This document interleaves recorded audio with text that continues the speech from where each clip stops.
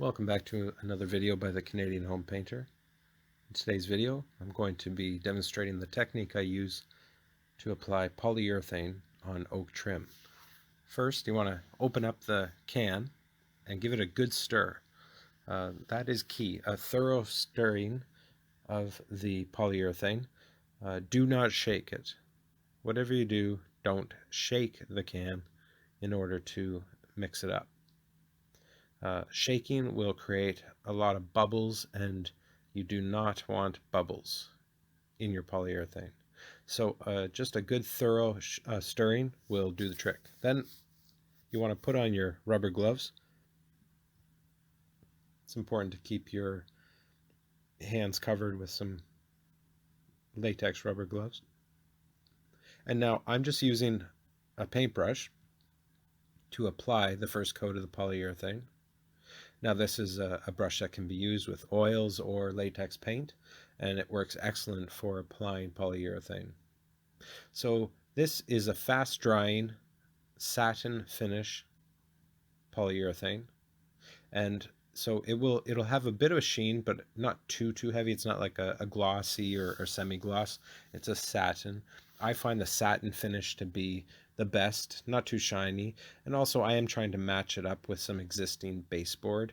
So if you watched my previous video on how to stain oak, you'll see the process that I took to apply the stain and to do the color matching of the existing baseboard for a job that was getting a new floor, but was in need of some quarter round just to go up against the baseboard to fill in a gap.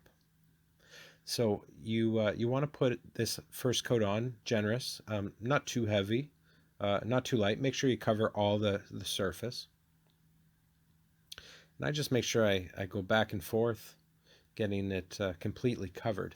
Now, your first coat is just one of three. So it is very crucial and important whenever doing polyurethane that you put 3 coats on, and that you sand and clean the pieces the right way in between coats, which I will demonstrate how to do. The reason being, with polyurethane, it after your first coat there will be some rough areas. No matter how good you put it on or whatever, it has nothing to do with that. It's just that there will be some rough spots, so that when you run your fingers across the wood, it won't feel that smooth. And the only way to achieve that perfect smoothness is to put 3 coats with a light sanding and cleaning in between each coat. And for that, I like to use some fine sandpaper. I start out with 220 and kind of go from there. 220 is a good fine sandpaper to use for your first initial sanding. It seems to work really well for me. And then you can go with something even finer for your next one, and even a fine steel wool even, but you have to make sure it's fine steel wool, because the second sanding is very, very minimal, but still necessary. So after I get the first coat of polyurethane applied, I'm going to let that have a sufficient amount of time to dry. This is fast drying, but still you want to give it a good amount of time.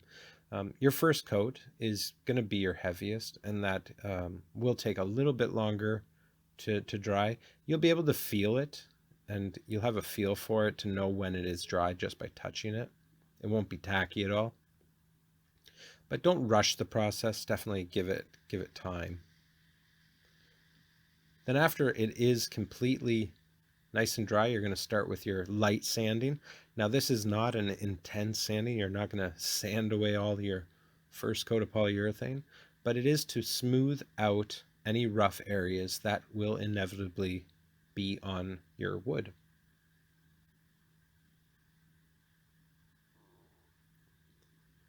So you're going to want to go through all your pieces. I won't for the sake of time with this video. But I'll show you just how nice and light I just go along and use my 220 grit fine sandpaper. But after your sanding is done, it is very important not to skip the next step.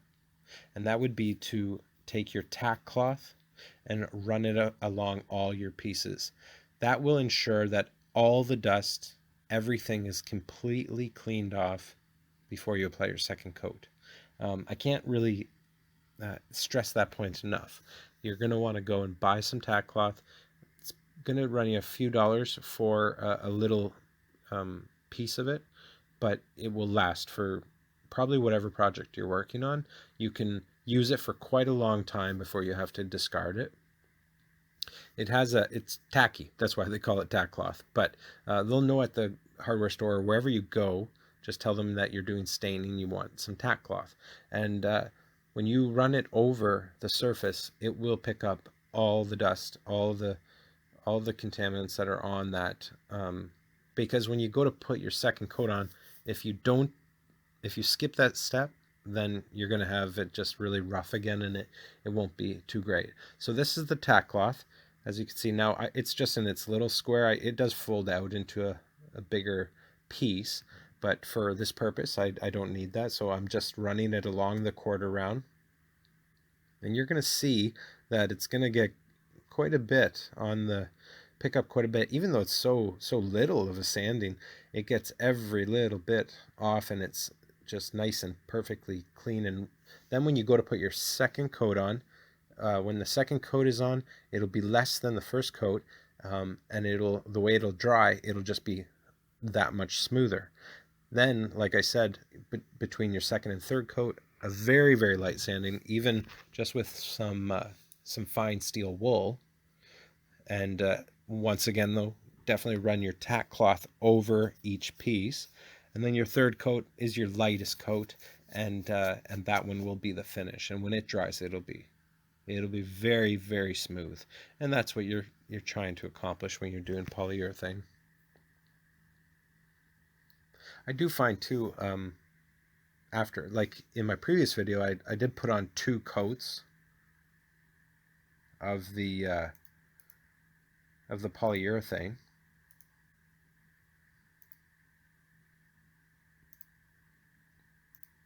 Or I mean of the stain, and I found that it really worked quite well for coverage.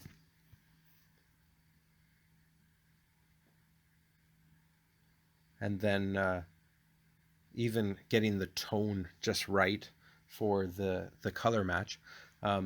But when you put on your polyurethane, I find that it just really brings out the tones and the colors and the grains even more. So it's definitely something you want to do to whatever wood that you have stained. Go with a fairly good polyurethane and a good stain. Go with whatever's the best that the hardware store or building supply center offers. You don't want to go cheap on any of this stuff.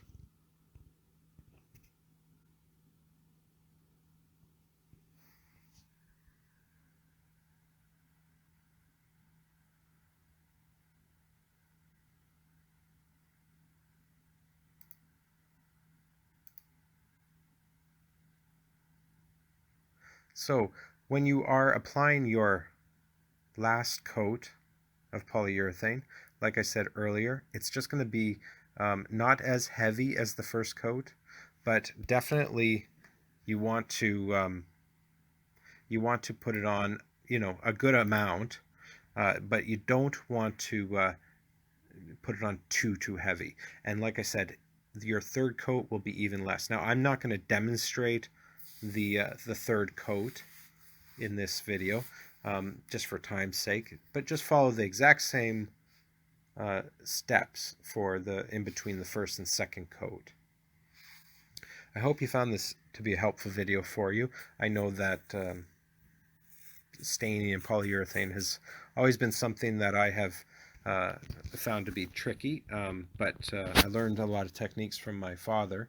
He showed me how to do it and do the steps properly to achieve a good finish and the look that you're wanting to get. So if you follow these steps, you will have success in whatever staining or polyurethaning that you are planning on doing.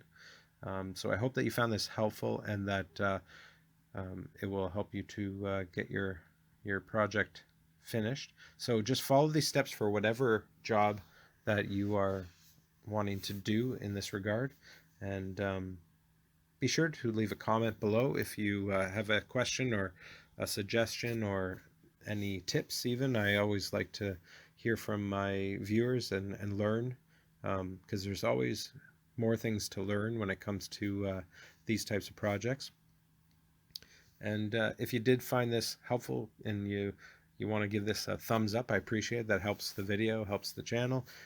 Also, if you haven't subscribed, do hit that subscriber button and the notification bell in order to be notified of upcoming videos. I am busy editing and making videos all the time, so be sure to do that, and of course share it. And I yeah, look forward to hearing from you, and look for more content on this channel. All right, thanks for watching, and have a good night.